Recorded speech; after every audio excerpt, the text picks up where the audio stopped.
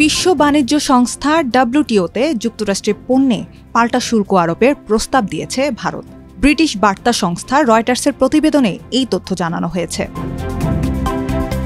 বিশ্ব বাণিজ্য সংস্থায় ভারত সরকারের দেওয়া বিজ্ঞপ্তিতে বলা হয়েছে, গাড়ি ও এর কিছু যন্ত্রাংশের উপর 25% শুল্ক আরোপ করেছে যুক্তরাষ্ট্র।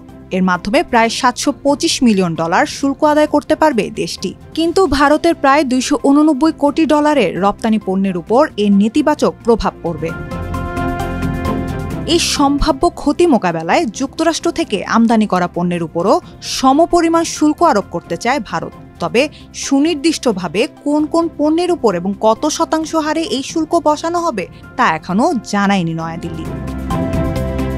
গত এপ্রিলে ভারত থেকে আমদানি করা সব পণ্যের উপর 26% হারে শুল্ক আরোপ করেছিলেন মার্কিন প্রেসিডেন্ট ডোনাল্ড ট্রাম্প। তবে সেই সিদ্ধান্ত 90 দিনের জন্য স্থগিত করা হয়। সেই সময়সীমা শেষ হবে 9 জুলাই। তার আগেই যুক্তরাষ্ট্রের সঙ্গে একটি দ্বিপক্ষীয় বাণিজ্য চুক্তি সম্পাদনের লক্ষ্যে কাজ করছে ভারত। ভারতে কৃষি ও দুগ্ধ খাতে বিদেশি বিনিয়োগের সুযোগ চায় ওয়াশিংটন। এসব খাতের পণ্য আমদানির সুযোগ উন্মুক্ত করার দাবিও জানিয়েছে তারা। সেসব দাবি মানতে নারাজ নয়াদিল্লি। তবে কিছু মার্কিন পণ্যে শুল্ক ছাড়ের ইঙ্গিত দিয়েছে ভারত।